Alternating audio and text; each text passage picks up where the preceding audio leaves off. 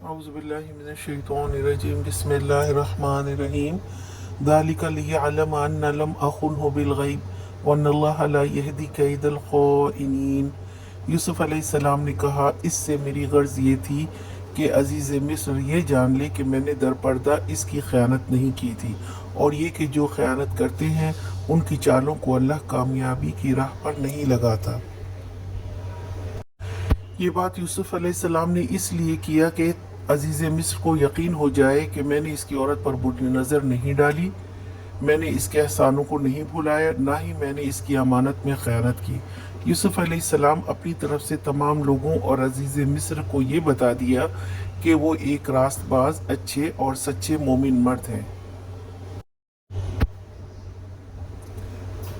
यूसुफ अलैहिस्सलाम अगर चाहते तो बादशाह के बुलाने पर फ़ौरन चले जाते, मगर उन इल्ज़ामात के साथ मुआशरे में उनकी वो अहमियत ना रहती जो एक दाई अल्लाह की होती है, और ये तमाम काम में ख़ुद अल्लाह ताला की मशीयत शामिल थी। अल्लाह ताला ने अपने पैगम्बरों को हर तरह से पाक रखा, उनकी हिफाजत की और उनको पाक साफ भेजते हैं ताकि उनके सुनने वाले भी उनकी इज़्ज़त और एहतराम करें। आज का सवाल, यूसुफ अलैहिस्सलाम अजीज़ मिस्र को क्या बताना चाहते थे?